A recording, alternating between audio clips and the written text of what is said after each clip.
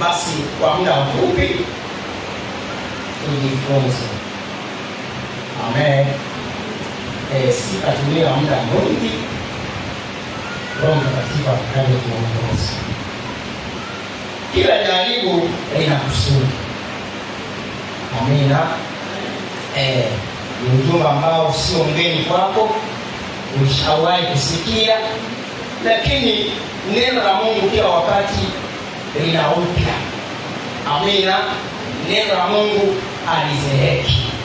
Amen. Tangu juzi nasikia ndani kuna mtu anasema utafundisha mimi nikapotezea. Utafundisha sasa maaskofu hapo, utafundisha wapi? Sasa utafundisha jamani wachungaji hapo sasa. Sasa leo najiandaa kuingia kwenye ibada, nasikia utafundisha. Na wakati naambiwa utafundisha, sikuandaa utafundisha nini. Mimi nikajua kwamba wachungaji ndio hapa, maaskofu hapa. Sasa mimi nitafundisha wapi? Nikaachana nayo. Sasa leo sikia utafundisha. Swali likawa, je, nitafundisha nini? Amen. Nitafundisha sawa, nimeshaambiwa. Toka juzi naambiwa. Sasa nitafundisha nini? Mpaka sasa hivi napewa utafundisha. Nitafundisha nini? Amina. Nilichopewa mpaka tunamaliza hapa, nikasikia kwamba kila jaribu lina kusudi. Amen. Kila jaribu lina kusudi.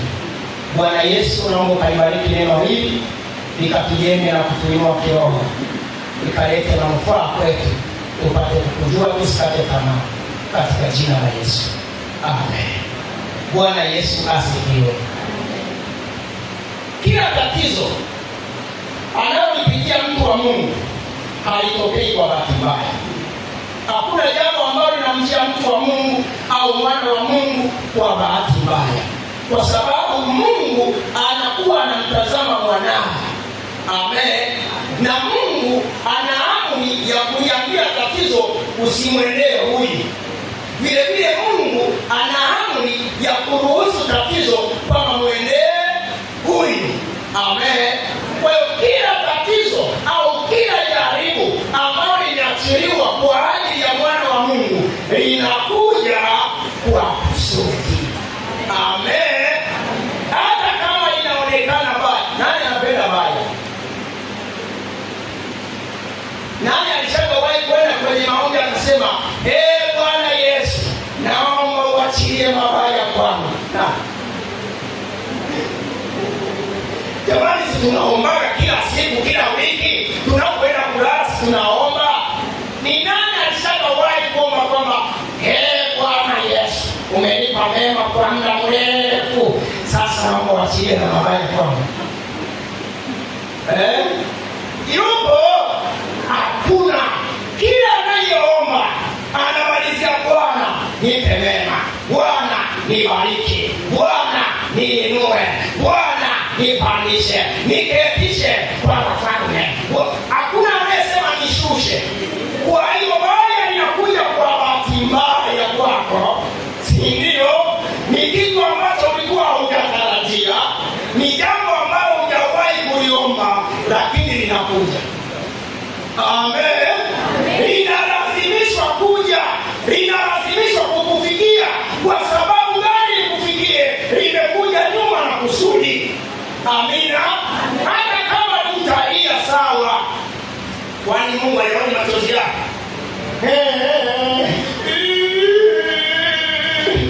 Wengine tunalia mpaka makamasi kwani anatoka, Mungu anaona.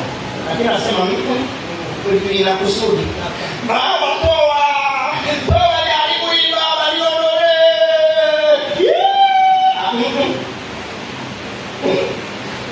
Ina kusudi. Amen. Ina kusudi. Kusudi itakapokuwa imefika, wala hata kama hujaomba, ile tatizo linarudi kwako. Wakati kusudi itakapokuwa imetimia, ile tatizo umekata tamaa, acha mizigo, mwambie narudi kwetu. Amen. Tatizo nasema narudi kwa sababu kusudi imetimia. Amen. Amen. Amen. Bwana Yesu asifiwe. Kila jaribu kwa mwana wa Mungu inakuja na kusudi. Tuangalie kitabu cha Kumbukumbu la Torati ile sura ya 8, tusome mstari wa kwanza hadi mstari wa 10. Uwezekano wa kusoma naweza ukanisaidia. Amen.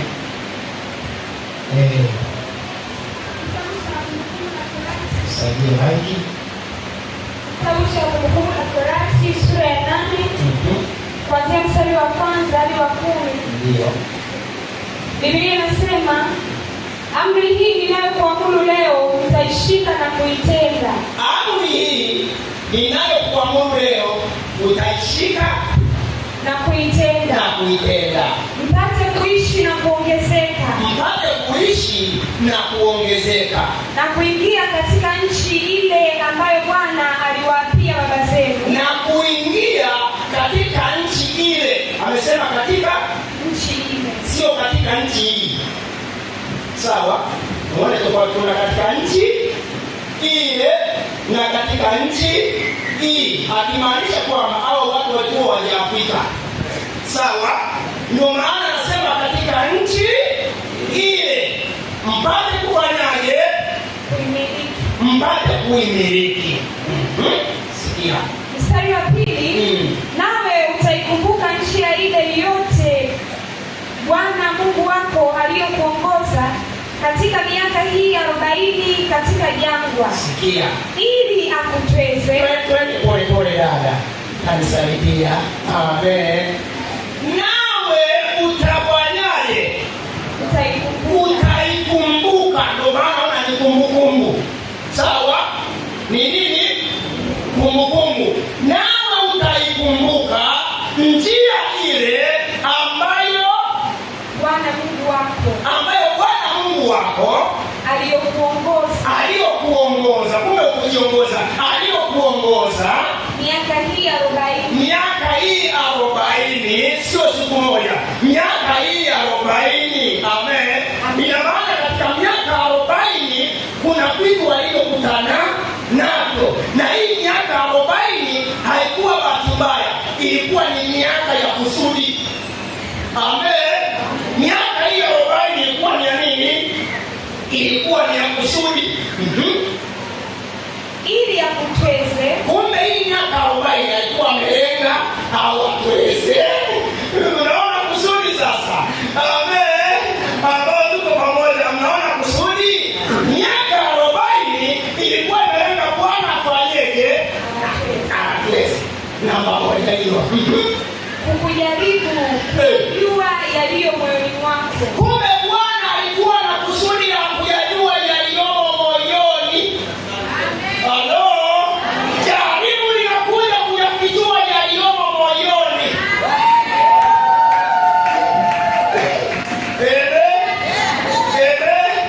Katika familia hata kama mnapendana, ukitaka yajulikane yaliyomo moyoni, tatizo lionekane. Tatizo lionekane. Amen. Amen.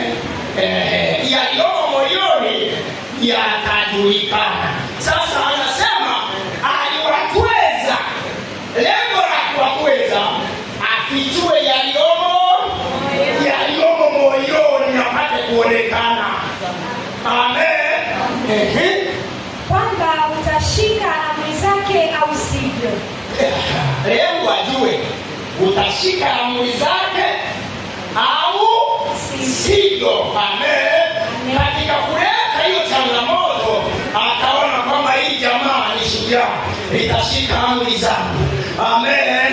Na katika changamoto ile akaona kwamba hii jamaa ni bote kabisa, haifai kabisa, haiwezi kushika amri zangu. Mstari wa 3, ndio akakutweza, akakuacha uone njaa. Kumbe Bwana wakati wanatembea pamoja, si ndio?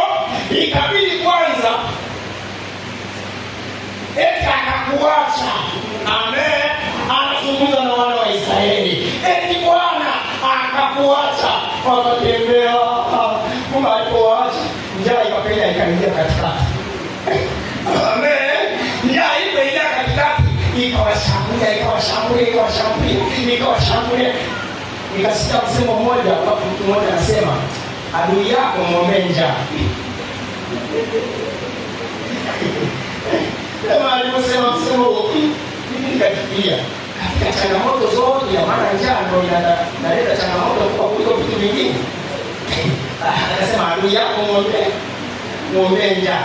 Kumbe njaa Bwana inafichua mengi. Njaa inasababisha watu kunena mengi. Njaa, mtu akiwa na njaa ana maamuzi mengi. Amen. Walifanyaje kwa Esau? Njaa ikamsababisha mpaka anauza urithi wake. Amen. Ni njaa. Njaa ni mbaya. Njaa inaleta maneno mabaya. Amina. Sasa akasema Bwana akakuacha ili kwanza uliwe na njaa. Akakulisha kwa mana. Akafika wakati sasa kaona njaa imekukawa kweli kweli, huyo anasema niasikia. Akaleta akakulisha. Amen. Akaleta chakula, lakini kwanza njaa imekwisha kuyafichua yaliyomo ndani. Alipoyaona akaleta chakula mwenyewe, wala kuambia nenda shamba. Hakuwapeleka shamba, yeye mwenyewe akabeba kikapu cha chakula. Amen. Ikabidi awaeleze kwamba nimeshayajua. Fanyaje? Akakulisha kwa mana usiyoijua wewe wala baba zako hawakuijua. Akawalisha chakula ambacho hata baba zao hawakukijua. Amen. Amen. Amen. Mtu anaweza akaingia katika shida, katika mambo magumu, katika hali mbaya, hali ya umasikini wa mwisho, kila kitu kikaharibika. Bwana anatafuta yaliyomo moyoni. Amen. Mpaka leo hii mimi tusijuzi ndio nilikuja kutambua kule hicho chakula bado tunakula. Unajua kwamba unakula. Halo. Umeshapata matatizo, sawa? Kodi ya nyumba kuna siku 2 kufukuzwa. Watoto shule wanakupa kwamba kesho wanarudi. Amina. Umeomba mpaka umeacha. Sasa chakula kinakuja. Ghafla unamwona mtu anasema, Mungu amesema hii hela nifanyeje? Si ndio? Hii Mungu ameniambia. Wazazi wako hawakujua, ndugu zako hawakujua. Amen. Nikakuwa kwamba baada Mungu kile kitu ambacho alichowafanyia wana wa Israeli, kuwaletea chakula ambacho baba zao hawakukijua. Amina. Mpaka sasa hii mtu anapokuwa katika tatizo, bado Bwana ile hali anafanya. Amen. Bado anafanya. Halo. Lakini anafanya amekwisha kujua yaliyomo wapi. Sawa. Anajua kama yaliyoko moyoni kwamba ni haya. Sasa nimeleta hiki chakula. Wewe kula kile yaliyomo moyoni imekwisha. Unajua. Apate kukujulisha kuwa mwanadamu haishi kwa mkate tu. Lengo akajulisha kuwa mwanadamu hataishi kwa mkate tu, kwa sababu ndio chakula waliokuwa wanaijua. Amina. Kuna mtu ambaye anajivunia kwamba hiki chakula changu hiki nimeandaa mwaka mzima, sitaliwa na njaa, hii mali yangu nilionayo, sitapata shida. Mwanadamu hataishi kwa kile anachokijua yeye. Halo. Hata kama una mabilioni ya pesa, hautaishi kwa mabilioni hayo unayoyajua wewe. Amina. Sasa akasema kwamba akawaletea chakula. Amina. Kwa wakati mgumu, lakini ule wakati mgumu Bwana alitaka wajue kwamba watu wajue kwamba hawataishi kwa mkate tu. Tuko kwa wana wa Israeli. Apate kukujulisha kuwa mwanadamu hataishi kwa mkate tu, ndio, bali huishi kwa kila kitokalo katika kinywa cha Bwana. Ndio maana kusema mwenyeji wangu ataishi. Mwenyeji wangu ataishi kwa imani. Halo. Mwenyeji wangu anasema mwenyeji wangu ataishi kwa imani. Upande kujua kwamba kwa yale unayoyatumainia, unayoyaona, hautaishi kwa hayo, bali kwa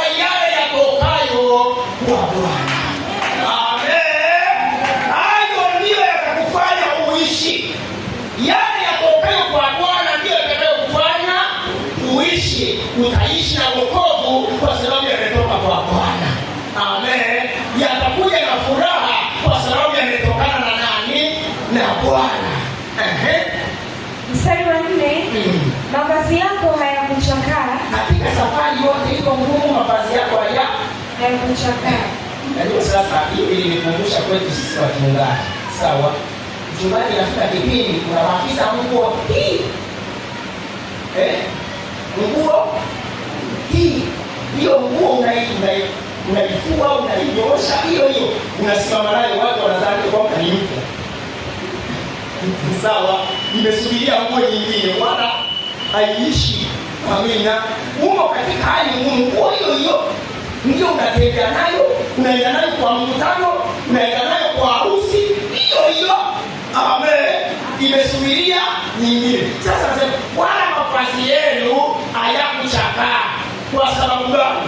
Hapa kwetu na duka hapa ya mambo mbele kama duka kidogo. Kama safari wao, kazi yao ni safari, miaka 40 wanatembea. Amina. Bwana akailinda nguo yao, haikuchakaa. Amen. Amen.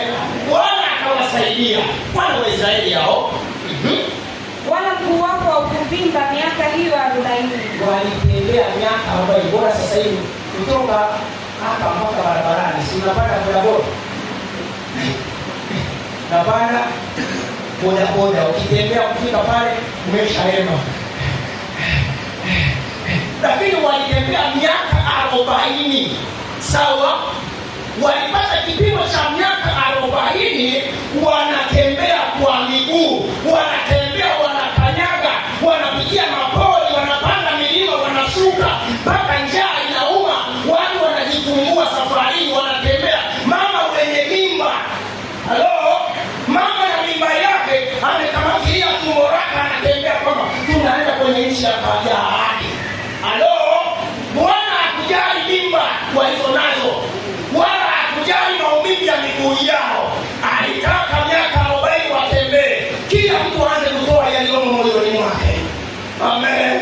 Na kweli waliyatoa, kila mmoja aliyatoa. Miaka 40 utayatoa tu, hata kama wewe ni ngumu utayatoa tu. Utavumilia, lakini atatoka tu. Tembea wewe, ni mwaka wa kwanza watu wakavumilia. Mwaka wa 10 wako waliovumilia. Bwana anasema utayatoa tu. Utayatoa tu. Wewe acha jaribu. Nisikie kwa mtu na kuambia mpendo utayatoa. Mstari wa 5. Ndio. Nawe fikiri moyoni mwako. Ya kuwa kama vile baba amrudivyo mwanawe. Kama vile baba amrudivyo mwanao. Ndivyo Bwana Mungu wako akurudivyo. Kama baba anayokutandika kiboko kwa mwanako, usije mwanangu, unalia hapa anakwambia ndio mwanangu. Sawa? Sasa na yeye ndivyo anasema amrudivyo mwanae. Amen. Hakuna mzazi anayempiga mtoto wake alafu akafukuza. Nikutandika na mwambie usimrudie mwanangu. Nisamehe, usimrudie mwanangu. Hawezi kusema kuanzia leo wewe sio mwanangu. Pamoja na uchungu na hasira, anasema wewe ndivyo Bwana awarudivyo. Amen. Mstari wa 6. Nawe zishike amri za Bwana Mungu wako, upate kwenda katika njia yake na kumcha. Kwa kuwa Bwana Mungu wako akuingiza katika nchi nzuri, nchi yenye vijito vya maji na chemichemi na visima vibubujikavyo katika mabonde na milima, nchi ya ngano na shairi na mizabibu na mitini na mikomamanga, nchi ya mizeituni yenye mafuta na asali, nchi utakayokula mikate humo pasina shida, utapungukiwa na kitu ndani yake, nchi ambayo mawe yake ni chuma na milima yake yafukuka shaba. Mstari wa 10. Nawe utakula ushibe, utamshukuru Bwana Mungu wako kwa nchi nzuri aliyokupa. Haleluya. Umesikia ahadi hizo? Amen. Kwanza anasema nawe utashika maagizo, utashika amri. Amina. Pamoja na hayo yote, Bwana alikuwa na kusudi atakapowapeleka kule, kwanza wao wamekwisha kutia Amen. Halafu jambo la pili, wasije kujidai watakapofika kule, si ndio? Akawapitisha katika changamoto, akawapitisha katika hali ngumu, akawapitisha katika shida, ili wajaribu yaliyomo kwenye mioyo yao. Watu wenyewe ndio walioomba kutoka kule, wakaingia kwenye maombi, Bwana tunakumbuka ahadi za baba yetu Ibrahimu, ulimwahidia. Wakaomba mengi, lakini walipoanza safari wakatoka. Hao watu walioomba wakarudi tena, sawa, wakarudi kwenye maombi mengine, tunakumbuka hiyo unaweza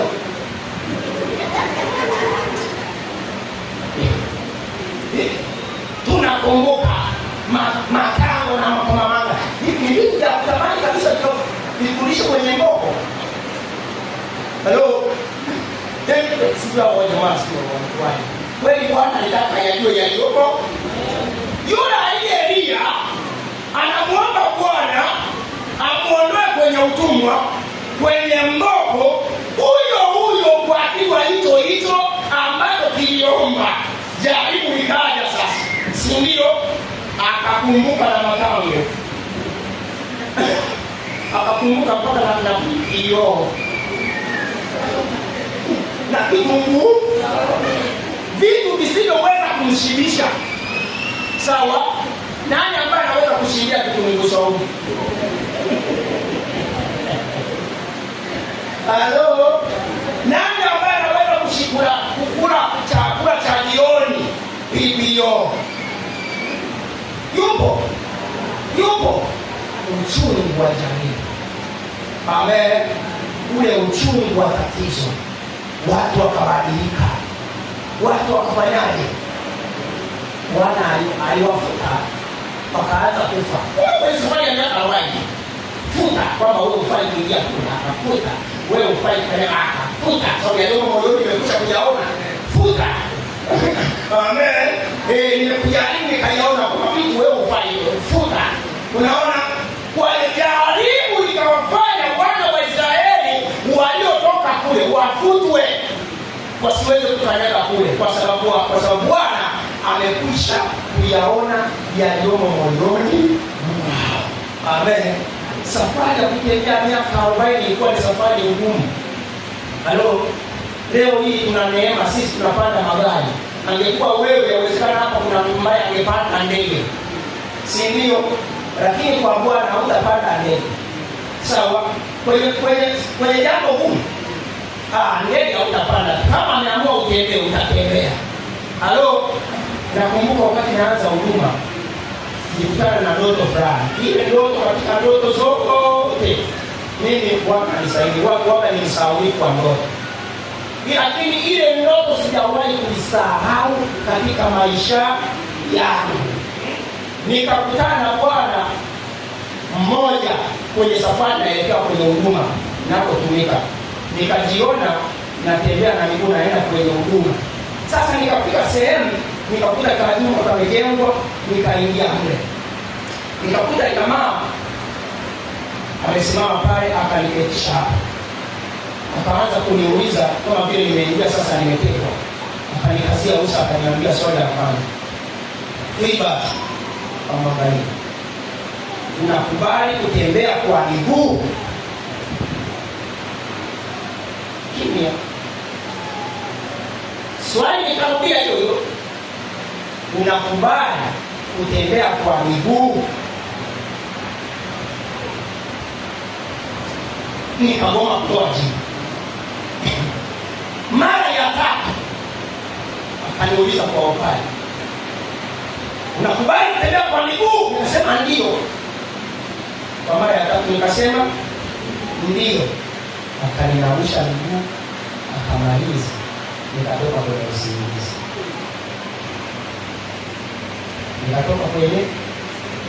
Sikujua maana ya ndoto hiyo. Nikamwambia mchungaji wangu kwamba nimeota hii ndoto. Alafu yule jamaa akaniambia mimi ni Petro. Sawa. Pale kanisani tulikuwa tumepewa majina. Mchungaji anaanza kutupa jina. kumbe ile jina Bwana likakufuatilia. Mchungaji alikuwa amechagua mmoja akamwita Yakobo, mwingine akampa jina la Yohana. Sasa mimi nikaitwa Petro.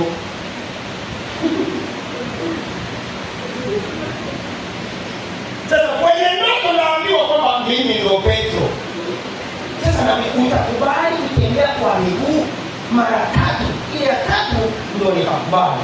Kanausha miguu yangu nikanyanyuka kuendelea na safari. Ndugu yangu, ndani kuanzia mwaka 2013 leo 2020 na ngapi? Na 6. Ndugu yangu nimetembea kwa miguu.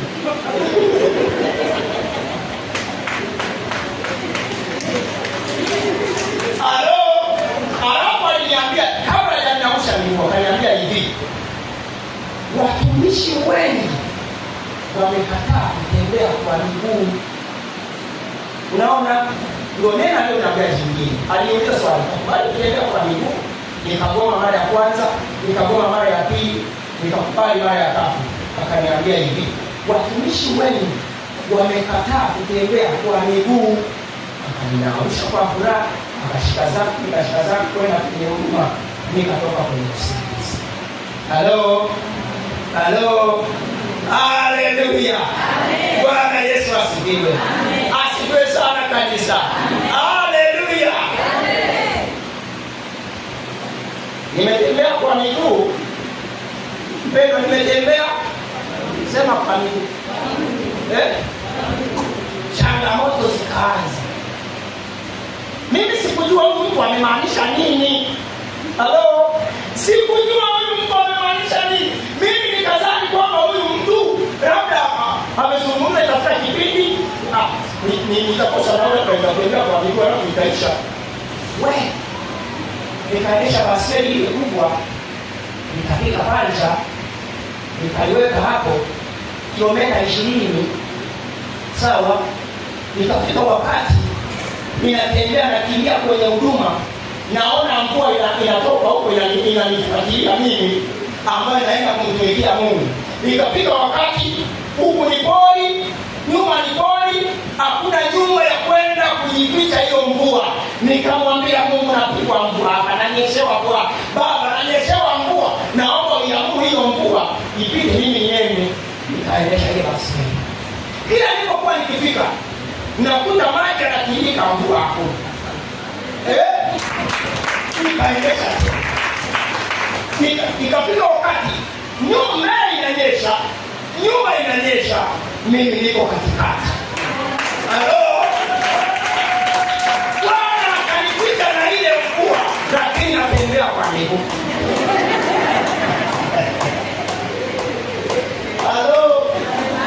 Ikafika kipindi sasa nikaenda kanisani. Nina nauli kipindi hicho. Nauli ilikuwa chini, ilikuwa shilingi 1000. Leo kufika wakati kwa kosa shilingi 1000. Sasa ni mtete 1000 na maana kwenda na kurudi shilingi 2000.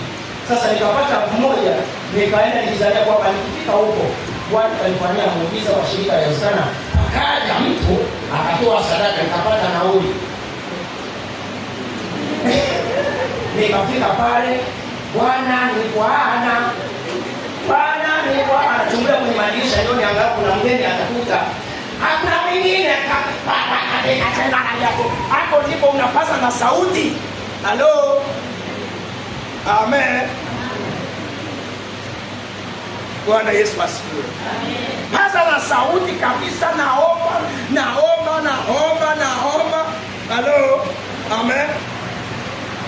Amen.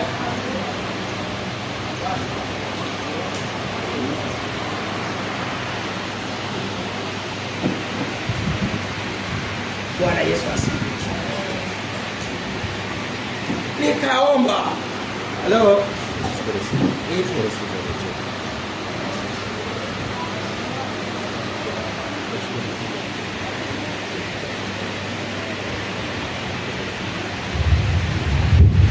Amen. Nilihitaji nikufike na kuwafunika. Nifike kwa miguu kwa kufunika. Amen. Sasa Bwana nikapanda gari. Siku hiyo kama Mungu naye mtumikia kaleta watu kwa sitakosa kutoa 1000. Nilikuwa na wallet ambayo ilikuwa imemaliza muda itunzi hela. Nikaiweka hapa. Nikaenda nikafika pale nikafungua ibada, nikaomba. Washirika waliokuja walikuwa ni watoto hapa. Napiga makofi na ukiangalia unafanya hivyo nao wapige makofi. Sawa? Halafu mimi ndio mpiga kinanda, mimi ndio muongoza sifa. Nikaimba nikamaliza. Nikafundisha nikamaliza. Toa ukali kwa. Na wao wananirudia, toa ubarikiwe.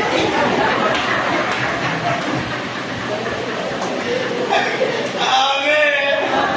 Unayemwambia toa ubarikiwe maana kwambia toa ubarikiwe. Kwenda kipindi cha kutembea na miguu. Haya, tukamaliza sasa. Nikawaza, nikakaa peke yangu, washirika wameondoka, nikakaa pale. Nawaza kutembea kilomita 20. Hivi niende barabarani nianze. Kwetu kuna watoto ambao sasa hivi wana mbwembwe wanapiga na magoti barabarani wanaomba lift. Sasa na mimi niombe lift, nikasema hapana. Nikajipanga vizuri kutembea kurudi nyumbani, nimemaliza ibada sijara.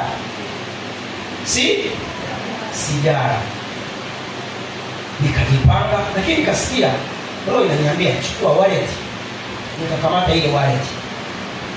Nikaiweka hapo, nimetulia. Nikaanza kuiminya ile wallet.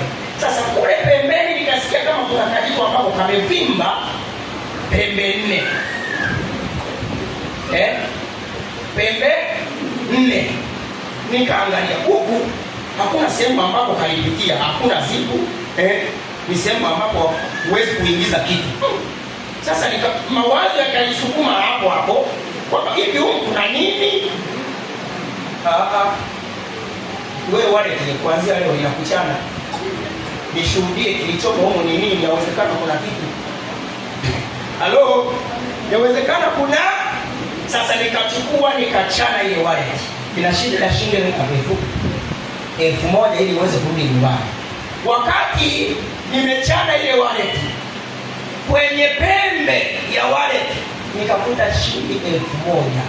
Ulikuwa ni muujiza ambao sitausahau katika maisha yangu. Amen. Ile noti sikujua iliwekwa na nani. Sijui iliwekwa ni Mungu, kwa sababu hapakuwepo na sehemu ya kupendeza ile noti ya 1000. Ilikuwa wallet imezibwa kabisa. Nikaichana nikatoa 1000. Ilikuwa ndio mwisho wa safari ya ile wallet. Nikatimiza safari yake hapo. Nikapanda gari. Amen. Akawalisha chakula ambacho hata baba zao hawakukijua. Amina. Ambacho hata baba zao hawakukijua. Hata wao hawakujua kimetoka wapi. Wakaona chakula. Hawakujua kimetengenezwa na nani. Wao wakaona chakula kinakuja. Chakula kinakuja. Amen. Siku hiyo nikakiona chakula. Sawa kabisa, nikasema hapa Mungu na mimi umeridhisha kile ambacho uliwapa wana wa Israeli. Nikatembea kwa gari. Lakini ile neno utatembea kwa miguu halikuniacha. Wapendwa, nikaendelea kutembea kwa miguu. Nikafika wakati jamani sije nikaanguka. Ikafika wakati tukahamisha huduma. Nikaenda kwenye kitongoji kingine. Sasa huko ndio nikaja kushika adabu. Mimi niliama nilijua kwamba huko ninakoelekea watu wapo. Tena kweli watu walikuwepo. Injili ilipohubiriwa, mimi nilipofika kule watu wakajaa kabisa. Nikasema hapa safari ya miguu imeisha. Kumbe ndio inaanza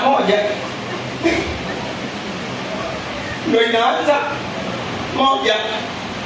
Tukaweka kanisa pale. Kwanza tulikuwa tumejenga kanisa la nyasi, tumesimamisha miti, tukaliweka la nyasi. Sawa? pakapita mtu mmoja bwana anafanya kazi wilayani dasi. Simjui mpaka leo hii, hanijui mpaka leo hii. Alipoliona kanisa yenye nyasi hivi, bwana akamwambia angalia kule, unaona nini? Naona kanisa lina nyasi. Unasemaje? Toa mabati. Akatoa mabati. Sawa, yale mabati kwangu ilikuwa ni muujiza. Amen. Bwana akaendelea kunisema katika kutembea kwa tena. Kipindi hicho nilikuwa nachumbia, sina hela, ninachumbia, kanisa lina nyasi. Binti naona kama vile akaniacha, nikachumbia miaka 2 sijapata mahali. Unaona, siku ninapata mabati, siku hiyo hiyo nikapata pesa ya kulipa mahali. Halo, Bwana Yesu asifiwe. Nikamwendea mchungaji tena kwa furaha, nikafika pale. Mchungaji kuniona akisema, nipe zawadi nikupe habari njema. Na mimi nikamwambia, nipe habari nipe zawadi nikupe habari njema. Sasa sote tukashtuka. Mimi nawaza ni nani aliyempa habari, na yeye anawaza ndani ya moyo ni nani aliyempa habari. Kumbe kila mtu ana habari za kwake. Sawa. Sasa ni nani ampe mwingine habari na ni zawadi ili ampe habari. Sasa sote tukasameana zawadi. Akaniuliza, niambie habari hizo nazo. Hii hata niulize nani kakwambia. Nikamwambia, mchungaji, nimepata ng'ombe wa kuuza niende kulipa mahali hapo. Akaniambia, unajua? Nikasema sijajua. Umepata bando la mabati ya kwenda kuwezeka kanisa. Mimi nilisikia kama vile Mungu na ile furaha, nikasikia nimepigwa na mshangao. Hivi huyu Mungu, hivi huyu Mungu, mimi nilisikia furaha ambayo kama vile nikaishiwa na nguvu. Amen. Mungu akaniona siku hiyo, akanipa chakula ambacho wazazi wangu Amen. Bwana Yesu asifiwe. Sasa ikafika kipindi tukahama na hayo mabati, tukahama nayo, tukafungua kanisa, tukajenga kanisa. Ile kanisa likawa na watu. Ilifika kipindi watu wakaondoka, nikarudi sifuri, nikaanza kutembea kwa miguu katika tatizo langu. Amen. Uwanja tulionao pale kuna mchwa wanakula miti kukambi hadi sisi kama nini. Miti iliwa kwa mwaka mmoja, mimi nikaona kanisa linaanza kusema bye. Nikaliuliza, je, wewe sasa unaondoka, mimi niko peke yangu? Mimi huku ni mgeni, sijui misitu ya kukata miti na bye. Niko peke, ninatembea kwa miaka 40 hiyo unayoisikia. Amen. Amen. Nikatafuta miti ili nizuie usiende, wewe usiende. Nikasema nitakwenda tu. Nikaweka kule, nikasikia. Wakati ninaona zile picha za askofu, mimi nilisikia machozi. Wakati anatoa ushuhuda nilisikia machozi, nikakumbuka nilikopitia. Amen. Amina. Bwana aliwajaribu ili aone yaliyomo moyoni mwao. Amen. Ikafika kipindi nikafanya harusi, askofu akaja, akafunga ndoa, tukazaa watoto. Unaona, sasa ikawa kitimtimu. Huku tuna watoto, huku tuna huduma, pesa hakuna, tufanye nini? Tukaendelea hivyo hivyo. Ikafika kipindi tukaanza maombi, mimi na mke wangu. Baba, katika jina la Yesu, wewe Mungu ulisema watu wakataa mji huu, kimbilia mji. Tukatamani kukimbia mji mwingine.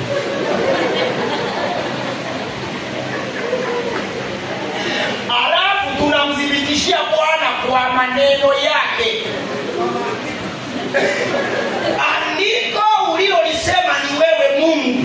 Sasa tunataka tuone, ila tusiondoke kwa shauri yetu. Sawa? Kama yeye mwenyewe Yesu aliyosema, ikiwezekana hiki kikombe kwa kweli kiniepuke. Sawa? Lakini sio kwa mapenzi yangu. Yeye akajitoa kwanza, amwachie ikiwezekana. Sasa na sisi tukatumia neno, wewe ulisema wakiwakataa mji huu, kimbilia mji mwingine. Amen. Bwana, tumejiandaa, unasemaje? Kipindi hicho nikampata mtu akanipigia simu akaniambia, sasa unajua kuna sehemu moja wilaya ya Ngara kuna senta fulani ya Benako, akisema huko nimeona mazingira mazuri, nataka nikupeleke huko, utafungua huduma huko, nitakununulia shamba huko, ukakae huko na utamwona Mungu, utamtumikia Mungu na utafanya kazi nzuri. Kapeleka. Nikafurahia, nikajiandaa kwenda sehemu hiyo.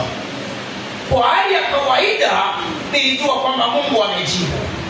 Nikaenda kwenye maombi. Nikamwambia mke wangu, usikurupuke. Omba, tunamthibitisha Bwana kwa neno. Nikaja akanifunulia katika ndoto. Pale tukaona watu wanakuja kuokoka, wenye magari, wenye mapikipiki wanapaki pale nje, wagonjwa wanapona pale. Sasa changamoto ni vipi? Huyu amesema kule, lakini mimi kujiona nimeona nafanya huduma hapa. Nikamwambia mke wangu, najua hapa tusitoke. Kumbe Mungu ametuita hapa. Sawa. Tukajikaza katika hali ngumu, tukajikaza. Lakini hatukukubali kuingiza maneno ya kumfanya Mungu atupige. Amina. Tukaendelea kumtafuta Mungu na kumkiri Mungu katika ile miaka ambayo Bwana ameamuru tuitembee kwa miguu. Amen. Mpaka sasa hivi tunazidi kumwambia Mungu tusaidie. Na mwambia Mungu uliyesema nitembee kwa miguu, Baba nisaidie. Miguu ya wana wa Israeli imesema kwamba haikuvimba. Amen. Haikuvimba. Lakini tukirudi huku sasa, kila changamoto ina kusudi. Kila tatizo lina kusudi. Na katika changamoto ndipo tunanena maneno mabaya. Amen. Ndipo tunatamka maneno magumu. Ndipo tunamwambia Mungu umetuacha. Amen. Ndipo tunamwambia Mungu mimi nimeona kwako sifai. Ndipo tunamwambia Mungu kwamba madhabahu hii haina Mungu. Wakati wa tatizo watu hunena maneno magumu ya kuwafanya wafie kwenye safari. Wale wana wa Israeli ambao walinena maneno magumu, Bwana hakukubaliana nao kuiona ahadi yao. Mungu alikuwa ameandaa mema, Mungu alikuwa ameandaa mazuri, lakini akasema nitaijaribu kwanza mioyo yenu, nitawatembeza kwa siku kwa miaka 40. Yule atakayekiuka vigezo ambavyo nimeviweka mimi atafia njiani. Tena walokole wengi, wachungaji, maaskofu, washirika, wazee wa kanisa wengi wamefia jangwani. Mtu amefungua huduma, mambo yamegoma kama mimi yalivyokuwa. Sawa. Paka najiuliza nifanye nini hapa? Ndio utasikia ametafuta maji, ametafuta mafuta, mara ametafuta vitu gani. Unaona washirika wamekutana changamoto. Unaweza kukutana changamoto hapa. Upo kanisani, mume akakupiga mangumi au akakufukuza. Ninyi mmepata bahati ya manabii huko ni wengi, anakuja kukutabiria. Na kutabiria kilichosababisha unafukuzwa kwa mume wako ni kwa sababu ya ile madhabahu iliyopo. Pepo limekukuta kwenye miaka hii 40 na leo linakutabiria kwa sababu ya pale ambapo umekuja umekaa pale madhabahu ile haijakutabiria vizuri. Sawa. Wewe ukashindwa kujua kwamba umo ndani ya safari ya jaribu lako. Bwana ameupima moyo wako. Kuna kitu anataka aone. Kuna ukiri wako ndani, unakiri nini? Mungu anataka aone kukiri kwako. Amen. Kwenye tatizo watu utamka maneno mabaya. Kwenye tatizo watu ndipo wanapokata tamaa. Kwenye tatizo watu ndipo wanapoanguka kabisa. Mtu anaacha hata maombi. Nimeomba sana, Mungu hakunisikia. Yawezekana hapa hakuna Mungu. Hamna. Si kwamba hakuna Mungu, ila kile kusudi ambalo Mungu amekusudia bado hujafikia pale alipokusudia. Wakati utakapofikia ile kusudi, lengo, mahali ambapo Mungu amelenga ufike, ndipo unaona zile ahadi. Bwana akawapeleka katika nchi ambayo mawe yake ni shaba. Halo, anawaambia utakula chakula ushibe, lakini kwanza uliliwa na njaa. Amen. Malizia kitabu cha Yakobo na tena maliza hapo. Yakobo 1:12.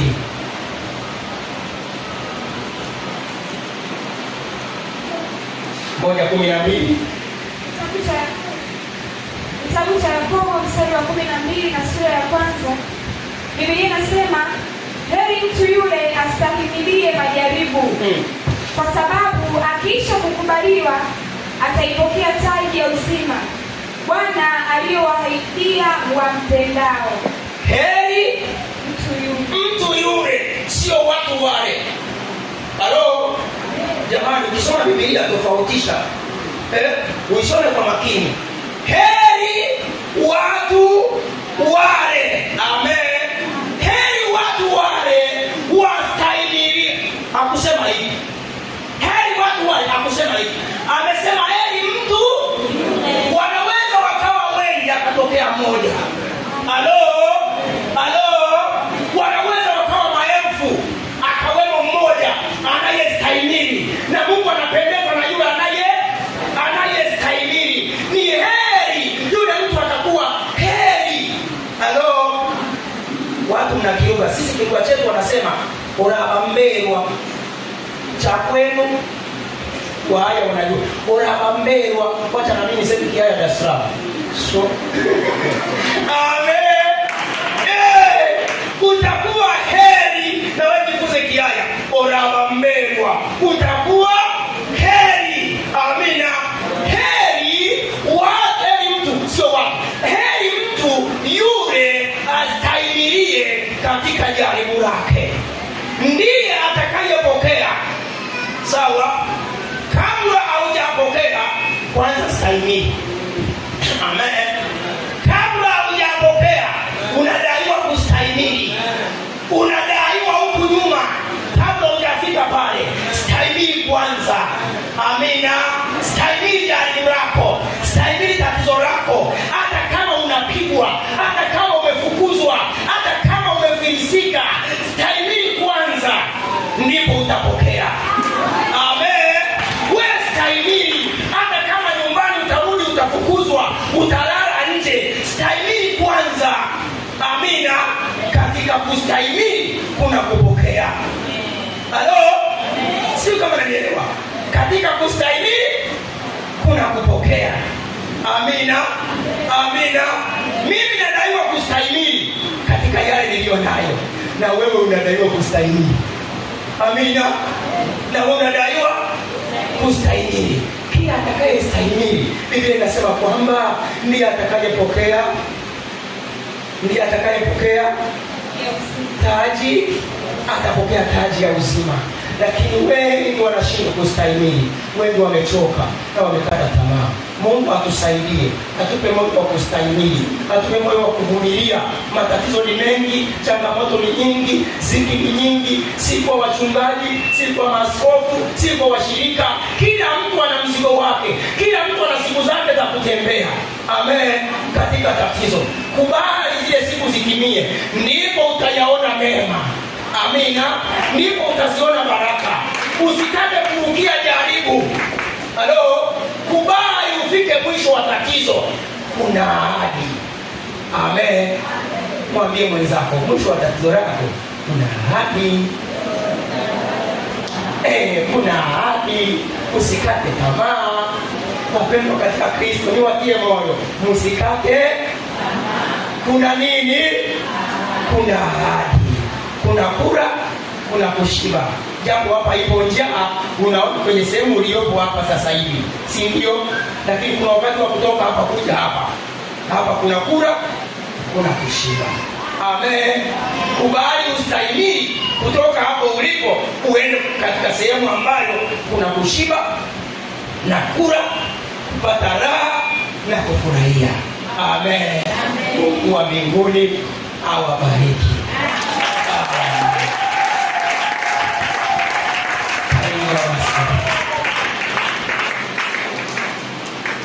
Makofi kwa Mungu. Najua ni jibu maswali ya watu. Najua amejibu swali la mtu. Jina la Bwana libarikiwe. Bwana amejibu swali lako.